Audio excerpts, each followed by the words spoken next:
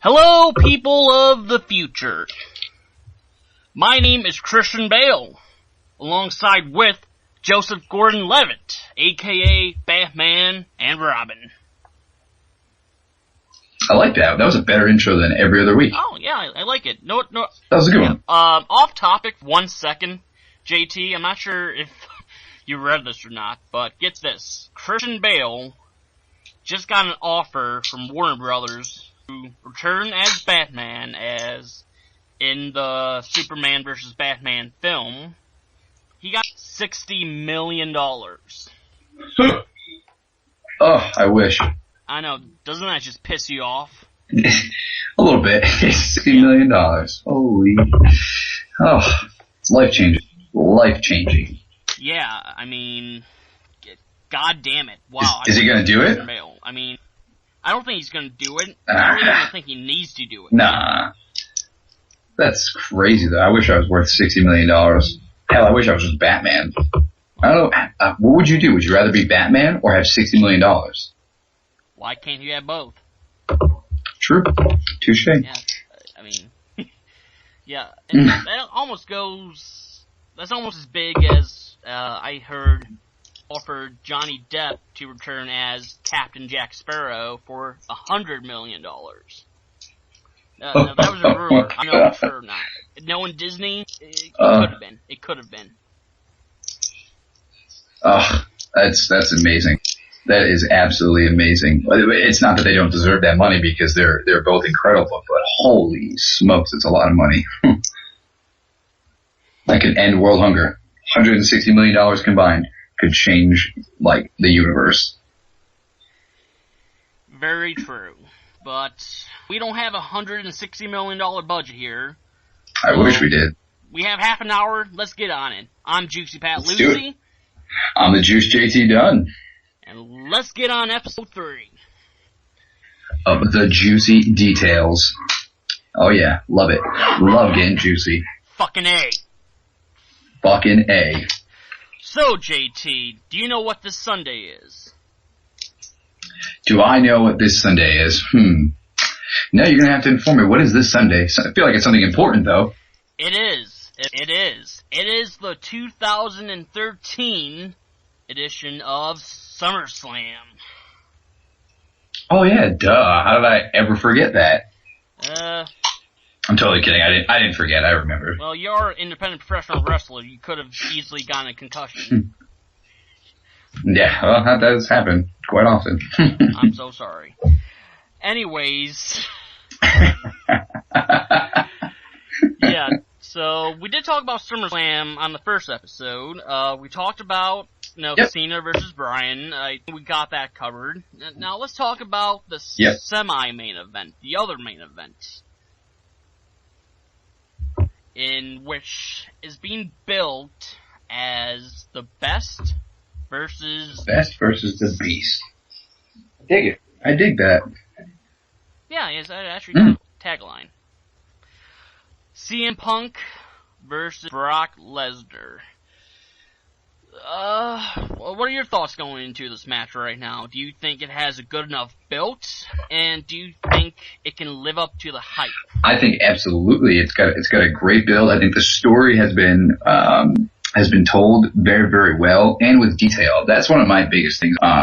When the storylines are out there like that and mainstream, is the amount of detail that they put into them. And I think the juicy details, and I think that program is lined up with juicy details, going back years. And it's something that, obviously 7 years ago they didn't see coming, but now that it's all happened and it's played out the way that it did, it makes it even more intriguing. And I think that Lesnar and Punk are two of the best athletes in the world, and Lesnar has been able to show that in multiple sports, and CM Punk has made his career in proving everybody wrong.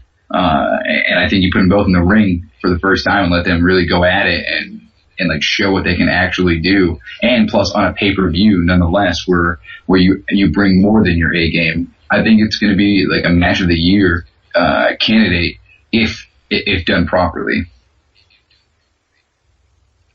No doubt, ever since Lesnar has come back, he may not have had that many matches, but every match he's had has been solid, if not, better than solid. But he hasn't had a match with anyone like CM Punk yet. CM Punk is a different kind of athlete, and I think he prides himself on that. Yeah, I mean, I wouldn't say Lesnar has been playing it safe, but so far since coming back, he's had only 2 opponents, 4 matches, if I'm not mistaken. 1 against Cena, and the other 3 against Triple H. So it will be interesting to see what he does with a guy like CM Punk. How their styles. Yeah, not that it's being overlooked, but I feel like there could be more buzz and more people talking about this match, because I think it has the magnitude to be something very, very special, especially in wrestling. One of my favorite dynamics in wrestling is a smaller guy going up against a bigger guy, the David and Goliath factor. And I think this match itself is not that Punk is an underdog anymore, but in this environment, it makes him have to fight like one, because everybody knows how dangerous Brock Lesnar is inside the ring and outside. Whether it's storyline obligated or just in real life, Brock done very well for himself to make the Brock Lesnar brand worth more outside of the ring than inside of it. And when he does get inside, then he just is able to elevate it to a whole nother level. And I think from a business aspect, they see that with CM Punk getting in the ring with him, and he's going to be able to elevate that even higher than I think expected. Good points. So to answer the question, will it live up to the? I think so. JT, I think it'll exceed it. Sounds like you're in agreement. Mm-hmm. And very much so. Now, better question: what do you think should be the event of SummerSlam, the last match? Do you think it should be Punk and Lesnar, or do you think it should go with Cena and Daniel Bryan? I think it should be Cena and Daniel Bryan, just for the fact that when you're publicizing your company, your champion is the man who is well respected in the locker room, somebody you have a lot of faith in to deliver. And I think on the pay-per-view, Cena versus Danielson is the money match. That's the match that you want people to pay attention to. Kind of like WrestleMania 3 when they had Hogan and Andre, but the match that stole the show was Steamboat and Macho Man, but nobody expected it to. It just happened like that. But the money match was the main event, and I think that philosophy should be followed primarily for pay-per-view. SmackDown, you can get away with putting your championship match on earlier in the show, before the crowd gets tired and such. But at pay-per-view, the energy and the atmospheres are so different, and the crowd is into it, and they really will wait, and wait for their favorite guys or wait for the money guys like Cena. Contrary to what people like to say about Cena, he might not be the best wrestler in the world, but he's a goddamn fucking great entertainer, and he knows how to make money. And put him in the ring with somebody like Danielson, and I think it really shows the faith in Bryan, and oh my God, Bryan Danielson, Daniel Bryan. It shows the faith in him as a competitor to finally get back in the main event scene after getting it when he first came in, and then being knocked down a few pegs and working his way back up. But I think that should be the main event. Punk and Lesnar can be the main event. Anything else, but on this show, that's your money match. That's the match you want people to wait around and see, especially to create some curiosity as the show goes on as to how the outcome will actually be affected by the rest of the show. Again, I think I'm in agreement with you, Brian. I think that shouldn't be the main event. I even think it's had a little bit of better build to it in the past. It's got a really good build. Maybe not in the long run, but in the past. It's got the build to have the ending. It's like to have the SummerSlam coming up. I think the build going right into it is fantastic. I think the Punk Lesnar build is actually built to go past SummerSlam. That's just what I get from watching it. Like be a feud that would go into like WrestleMania as opposed to Danielson and Cena. This could go maybe one more show, and then they would have to change some things. But I think this one is with the SummerSlam having all the indications on where the feud will go. Yeah, I see you again. So, Punk and Lesnar and Bryan Cena, they're gonna both make great main events. And the rest of the card, it looks pretty solid. I think we're gonna have a good pay-per-view this Sunday. And, well, it's actually kind of funny. Speaking of belt, I think the match that had the least enough belt on it, ironically, is, Christian and Alberto Del Rio for the World Heavyweight title, which is, that's so sad to see how little that title means now in the WWE. Yeah, and it's one of the things where it's constantly happened to Christian over the years. Every time he gets hurt, he comes back and he really, really works hard to get back to that main event level. As soon as he does, it seems like they just take all the attention off of him and put it on everybody else. Yeah, but like, the actual title, when was the last title made view? I honestly cannot think of that. Maybe when Cena or Triple H held it, but yeah. But other than that, that title has not meant shit to the boys in the back in so long. It might as well be the United States Heavyweight title now. Yeah. But, other than that, like I said, SummerSlam looks like a great card. I may order it. I don't order that many pay-per-views during the year, cheap. Oh, yeah. Broke college student here, but drop down the $50-$60 for it. It looks good. It's always good when you can get people to come over and you all chip in. That always makes the load a little bit easier. Oh, yeah. Oh, no. I love having pay-per-view barbecues. Oh, yeah. So the next bit of news, a little bit more interesting here, I think. Now, we're moving on to TNA. All right. And luckily, we're not going to be talking about Tito Ortiz. I want to stay away from that as far as I can, because I feel like if I talk about that, I'm going to explode. You're going to get yourself upset. Yes, I'll break something. The first thing I see, I'll break. Oh, man, let's avoid that. Oh, okay, so, but what the Wrestling Observer is two tag teams from Ring of Honor are in talks with TNA. They are the Briscoe Brothers and the American Wolves of Davey Richards and Eddie Edwards. And honestly, I kind of hope both of them sign, because the tag team division in TNA is in a desperate need of some great tag teams.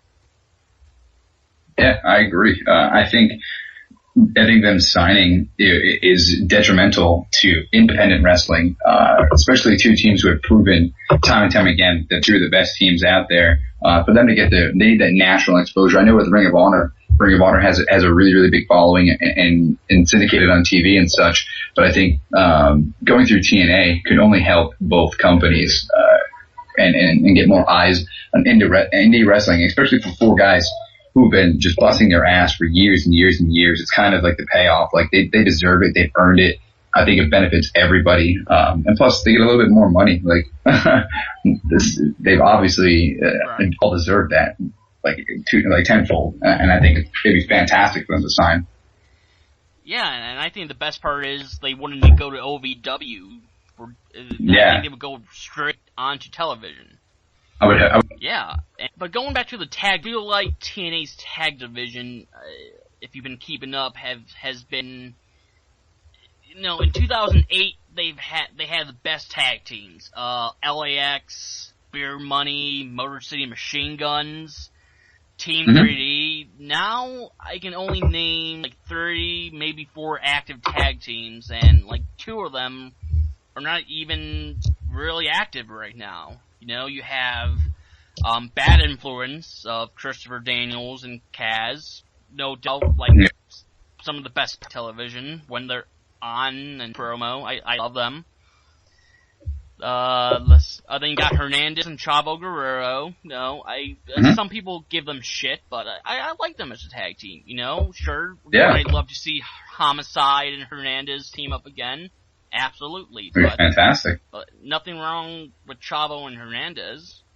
Then you got Robbie E. and Jesse Goddardson, or whatever the hell his name is, Bromans. Yeah. They're a comedy tag team. Yeah. They're playing their role. Yeah, I don't hate them, but at the same time, I don't really care for them. And then tag team champions, Gunner and James Storm. Again, it's like, right now, they have 4 tag teams, but only 2 of them, by my count, are only active right now due to the BFG series going on. Yeah.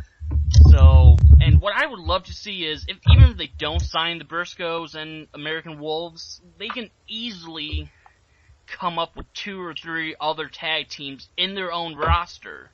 Mm-hmm. And or maybe sign a few other guys. Like, in my head, I would love to see them break up Hernandez and Chavo, bring back Homicide, and then as far as Chavo, have him team up with David Hurt Smith, because I'm not sure if you watched this. Rinka King and Indian, they were... Oh, yeah. Yeah, I love that. They were That was awesome. Yeah. I loved it. I loved the Indian crowd. They legit thought what they were watching was real. I mean, did you see Scott Steiner, go apeshit all over the crowd, and then the crowd just running away like it was fucking Blah coming at them? Yeah. Oh my god, yes. So, no, David Hart Smith, Chavo, they made a great tag team over there. Bring them to TNA. You can't call them Legacy over, WWE copyrights, but whatever, give them a new name. I would love to see them as a tag team. Then you also got maybe Aces and Eights. Fuck, why not? Make a tag team of Briscoe and Garrett Bischoff, Yeah, give them a chance to get in the room with the guys who are better than them and learn from them. Exactly. And then maybe they could try to sign back the Young Bucks, Generation Me. I have no idea why they got rid of them. Or maybe I think quit. But either way, they did work in TNA recently on one of their one-night-only pay-per-views, a ladder match against Bad Influence. It was the best match of the show. I think people would love to see them back in TNA. So... Yeah, there's a lot of, and I think that's what makes independent wrestling so special, is there's so many guys sitting around waiting for an opportunity that literally at any moment, like TNA or WWE or Ring of Honor, CZW, PWG, things like that have of that national exposure, they can help change the landscape of wrestling just by making a phone call and bringing somebody into TV and allowing them the platform to really show off what they can do. Absolutely, and I think that's what they're missing. They're not signing or even looking enough at independent wrestlers. I mean, sure, they got Jigsaw on TV, that was cool, but I don't think he's signed. No, I'm honestly not really sure. But he's one that should be. He's phenomenal. Absolutely, he would bring a lot to the X Division.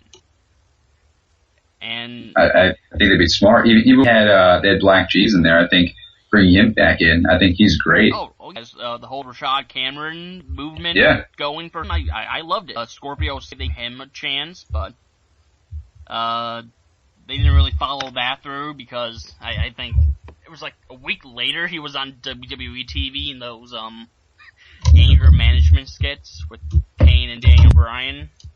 Yeah, those things that was great TV. What's sad is he probably got paid more by WWE.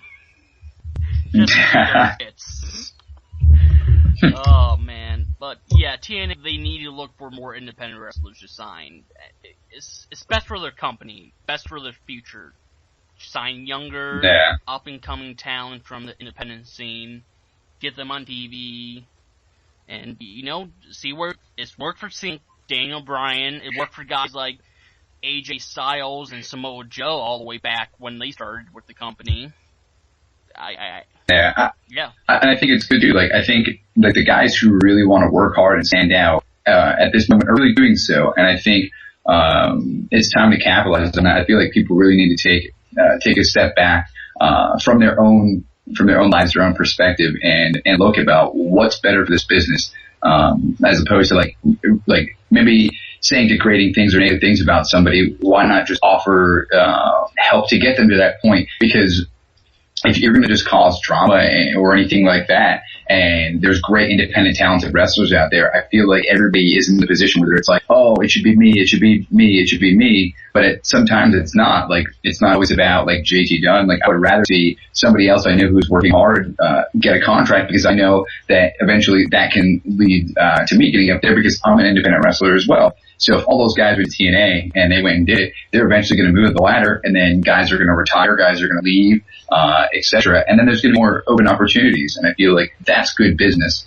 Right now, I don't think there's a lot of good business going on. Like, there's just too much unnecessary competition in the wrong direction. No, yeah, definitely. Uncertain. They need to do what's good for business. TNA, they do. Alright, JT, so another piece of news. Maybe you've heard of this. It was about a week or two ago. It's been reported that the WWE right now is considering inducting D-Generation X as a group into the Hall of Fame. What are your thoughts? My thoughts? I think of this fantastic. I think that something like that definitely, like, I know people are really, really upset just because of the fact that, like, they don't want people to have the double ring and everything, especially because Flair did it. I remember I read something online about people being a little upset that Triple H would have to, as well as Flair and Shawn. But I think it's great for business. I think it shows that for the guys who are really dedicated to professional wrestling, that's an accomplishment in itself. And it's not just something you get after like 5 or 6 years in wrestling. Like, Flair's been doing it for 40 years, and for the better part of Hunter and Shawn's life, it's something they were committed to, and they sacrificed everything to get to that point. And I think they did a lot of things that were detrimental to wrestling, and sacrificed a lot just to build a name and lay the groundwork for the rest of us to get up to that point. And I think that's something they definitely need. I have absolutely no problem with it. I think if we could put a vote in for it, I would vote yes on that. Right on. And it's D-Generation X, they pretty much puppeted in the Attitude Era. Oh, yeah. They helped the WWE back in 98, 99. They helped it a lot to gain new fans, a lot more popularity. Mm-hmm. It was a significant, DX, they deserve to be in the Hall of Fame, as a group. I'm sure China deserved to be in there. Oh my god, that would be weird. China, Hall of Famer. Oh, I think for even when she was her role was very vital too. I think like it's one of the situations where everything wouldn't have panned out as well as it did if they didn't have every single person that's involved. So if somebody's going to, I know it originally started with like the 4 of them or 2 primarily, but I think everybody should go because each one played their role early on and then later on. So I think each person should get the recognition for it, especially when it goes on into later part of the Attitude Era with the Outlaws and X-Pac and such. I believe like they were all very, very key to that. Even X-Pac, just for the way that he transformed the light heavyweight division in on a national television level. Like it was amazing the stuff that he was doing and how hard he was working. I think they all should get a little recognition for that, more than what they have now. Because right now they're still at the fans and stuff will always remember it. But I think for the people who are younger who didn't get to experience that, I think they should really bring that back to the limelight and give them a chance to witness what happened and set the groundwork for the guys they have on TV now that the kids are all fans of. No, a good point. I mean, yeah, I guess China was a big part, especially in the days. Now, do you count Rick Corey as D members, or are we just gonna stay away from that boat? I think Rude should get in on his own right. Oh, definitely. No, yeah. But I would say probably Rude is definitely I think he gets in on his own bill, but I believe like he should get some recognition for what he did, even though it wasn't very vital into the movements of the early days, but he was still there at things where it's tough because he was still there for it all. And who really knows, like off screen, how much say he really had in what happened? Because Hunter and Sean pretty much stole the attention, like, hands down, every time that they were able to get a microphone and stuff. But you always remember that he was there and he did play a role. So who really knows? I think he should just be in it. Oh, definitely. Brick Road, I would love her as a Hall of Famer. I think if anyone... That'd be awesome. If anyone deserves to be a Hall of Famer who's not a Hall of Famer yet, my vote would go towards Vader. Mm-hmm. I agree. Yeah. Who doesn't love Vader time? I loved Vader when I was a little kid. It was, even when I prepare for some matches and stuff, and I know that I'm going into the element of a bigger guy versus a little guy, I would always go back and watch a lot of Vader stuff, because he was always a bigger man, so it made the other guys, the littler guys have to fight more, and the persistence and stuff like that was always something very, very key to watch, and how Vader moved on the ring, and Vader was able to captivate an audience with just like a movement or a sound, and it's something like a lost art now in wrestling. Not many people are able to capitalize on such things like that. Good point. So, JT, we're going to end the show with yourself. You're going to talk about this past weekend as you made your debut with CZW, and from what I saw on your Facebook and Twitter, sounds like it went pretty well. Talk about that a little bit. Yeah, I did lose, which is a downside to the whole experience.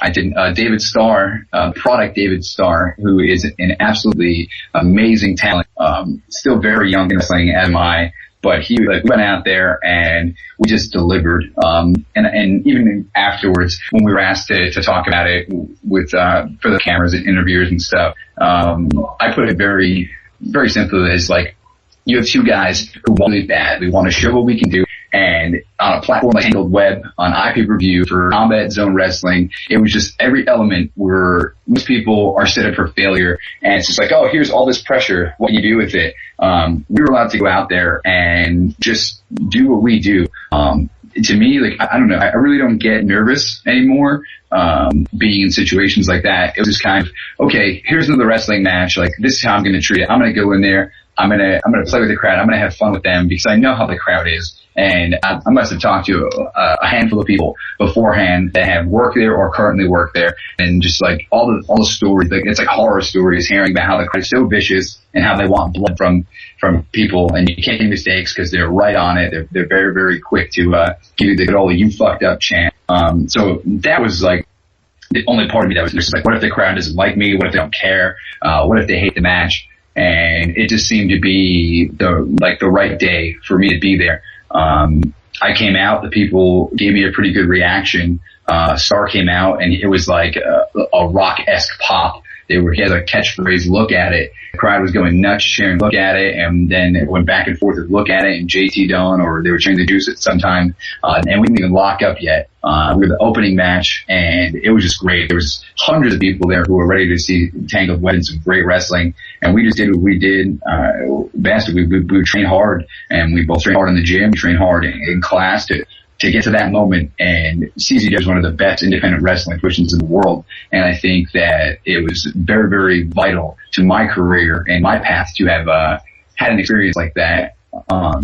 They seem to have liked what I had to offer in the ring. And then after the match, Star and I embraced in the ring. It's all about respect. Like, I have nothing but respect for him, win, lose, or draw.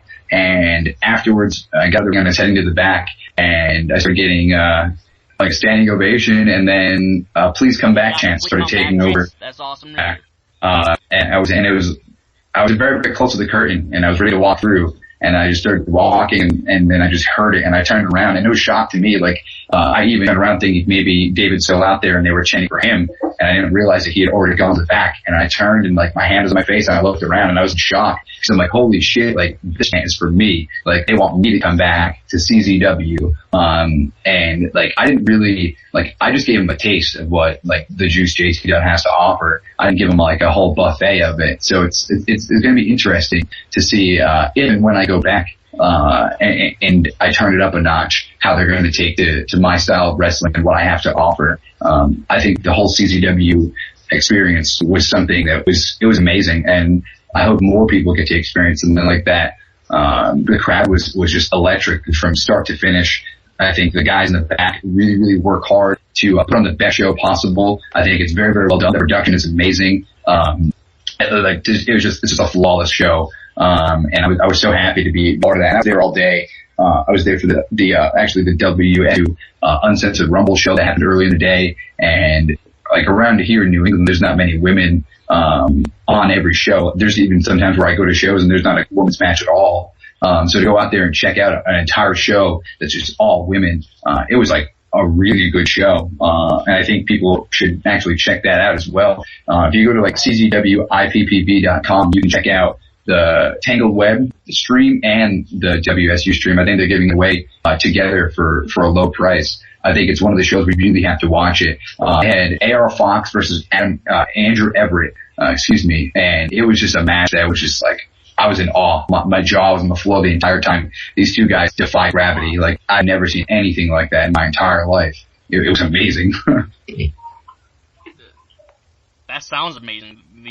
Both shows, WSU, CZW, they sound like they were spectacular shows. Very much so. I would have watched it live. I was at a Indians game. Oh, there you go. We lost. Yeah. It was good. Yeah. It's all about the experience, though. Yeah. A win's the bonus. A win's the bonus. Yeah. Unless you're on the team, then you lose. It's like, oh, damn it. Popcorn's amazing. I could go for popcorn right now. Oh, yeah. So, I think I'm going to go to czwiperview.com or ippv.com. Much less letters to type in. Oh, yeah. I'm going to go to that website. I'm going to order both shows. And anyone who's listening to this, you should do the same. Watch JT Dunn versus David Starr. Watch AR Fox versus Andrew Everett. Watch those. I think your money's worth. I agree. I just can't tell anybody enough to just support independent wrestling. Like, it's the most amazing thing in the world to watch all these wrestlers and managers, commentators, referees, owners, promoters come together every single week and just do something that just it can literally change the world. And it's like there's nothing else that I'm so sold on in my life than the support of independent wrestling and seeing the support we give each other and the support the fans give us.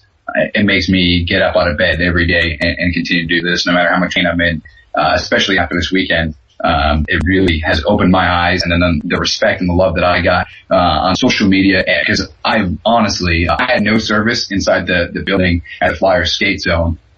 So I wasn't really sure. Like, I knew how the crowd there took to the match and how receptive they were to me, but I didn't know how, like, the people watching on the internet were going to take to it. So when I finally got service, I had millions of messages and tweets, and that's never happened to me before on any show that I've taken part in, and people have watched it. But it was just so surreal, to have that, all that experience and to be a part of that.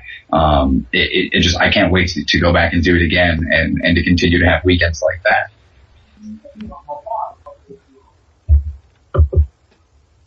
Right, sounds good. Going back to Houston, I love to support independent wrestling whenever I get the chance. I have that much money on me. I'm a college student, but the extra money I have, usually 99% of the time, goes to independent wrestling. I buy DVDs, I pay-per-views, I travel fucking Angeles for an independent wrestling show. Oh yeah.